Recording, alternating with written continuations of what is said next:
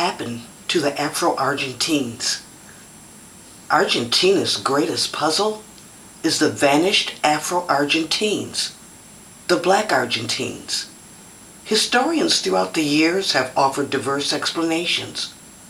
Ordinary citizens are ready with stories that range from the plausible to the ludicrous.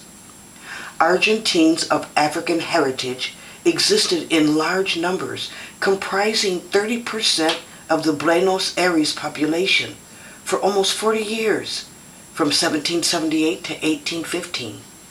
Slaves were first brought to Argentina in the 16th century by their Spanish owners. Due to the peculiar trading arrangements with the Spanish crown, most slaves were imported to Buenos Aires via Panama and Peru, and then they lived overland from Chile, thereby greatly increasing their price. Others were brought in illegally directly to Buenos Aires from Brazil. Argentine slaves were generally domestic servants, but also filled the growing need for artisans in the labor-short colony. While the degree of their labor differed greatly from that of plantation workers in Brazil and the United States, they suffered similarly. Families were torn apart, gruesome punishments awaited runaways, and the status of black people in society was kept very low, even after emancipation. Black Argentines were reported as having fought bravely in the struggle for independence in the San Martin's army. Partly as a result of this, black and mixed-race slaves were declared free in 1813, although formal legislation was only passed in 1853. One early 1800s law stipulated that the children of slaves would be free upon birth, though their mothers would remain slaves. However, it was not unusual for slave owners to spirit their pregnant slaves to Uruguay, where slavery was still legal, and then bring both mother and child back to Argentina as slaves. The North American professor George Reed Andrews has done much research to uncover the fate of the black population in this important work called the Afro Argentines of Buenos Aires, 1800 to 1900. He offers no definitive conclusions, but he has explored in depth some of the more likely theories. Reed Andrews offers 4 possible explanations for the disappearance of the Afro Argentines. The first is that many of the men were killed fighting in the wars of independence and in the War of the Triple Alliance against Paraguay in 1865. Another reason could be their gradual absorption into the general population with the arrival of hundreds of thousands of Europeans, immigrants from 1860s onwards.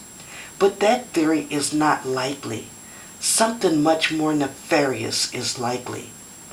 The Great Yellow Fever epidemic of 1871 and the general ill health and horrendous living conditions of the black population is also called a possible factor.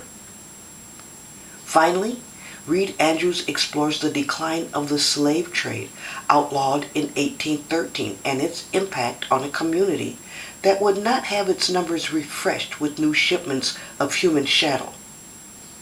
Census figures for the city of Buenos Aires from 1836 to 1887 point to a steep decline in the numbers and percentages of the total population, from 8,000 or 1.8%.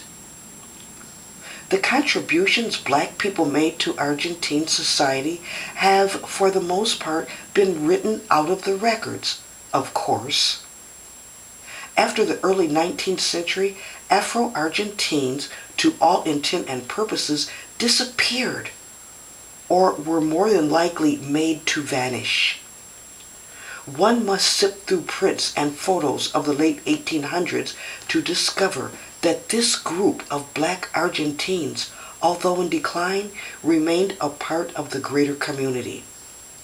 In these representations that you're looking at, you can see Afro Argentines working as gachos, or as street vendors, or artisans in Buenos Aires, Most people of Argentina don't want to admit that the black Argentine ever existed, but they did.